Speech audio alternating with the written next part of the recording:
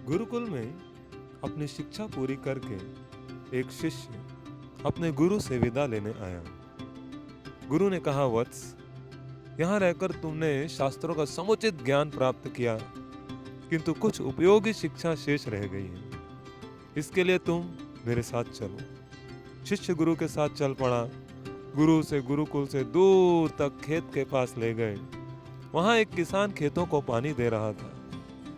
गुरु और शिष्य उसे गौर से देखते रहे, पर किसान ने एक बार भी उनकी ओर आंख उठाकर नहीं देखा, जैसे उसे इस बात का एहसास ही न हुआ हो कि पास में कोई खड़ा भी है।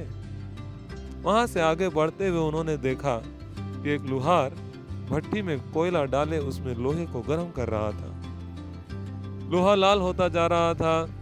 लुहार अपने काम में इस कदर मगन था कि उसने गुरु शिष्य की ओर जरा भी ध्यान नहीं दिया।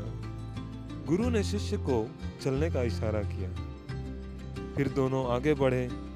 आगे थोड़ी दूर पर एक व्यक्ति जूता बना रहा था। चमड़े को काटने, छिलने और सिलने में उसके हाथ काफी सफाई के साथ चल रहे थे। गुरु ने शिष्य को वापस चलने को कहा। शिष्य समझ नहीं सका कि आखिर गुरु का इरादा क्या है। रास्ते में चलते हुए गुरु ने शिष्य से कहा, वत्स, मेरे पास रहकर तुमने शास्त्र का अध्ययन किया, लेकिन व्यवहारिक ज्ञान की शिक्षा बाकी थी।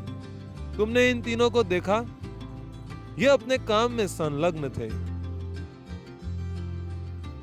अपने काम में ऐसी ही तल्लीनता आवश्यक है, तभी व्यक्ति को जीवन में सफलता मिलेगी।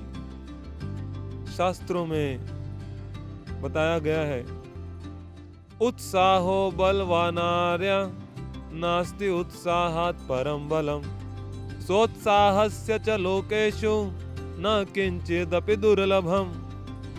उत्साह श्रेष्ठ पुरुषों का बल है। नास्ति उत्साहात् परम बलम, उत्साह से बढ़कर और कोई बल नहीं।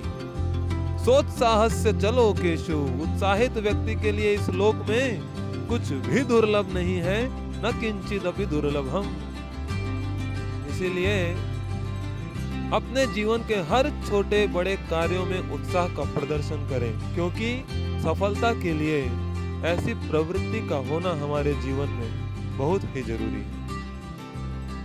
मैं यह सुनकर बहुत खुश हुआ कि आप सभी लोग पूरे उत्साह के साथ हर रोज 2 राउंड चैंटिंग कर रहे हैं। यह भी आपके जीवन के प्रति एक सकारात्मक प्रवृत्ति को दर्शाता है। इस तरह के प्रण लेने से हम अपने जीवन में आने वाले हर तरह के संघर्ष से लड़ने के लिए और भी मजबूत बनते हैं और सफलता की ओर अग्रसर होते हैं।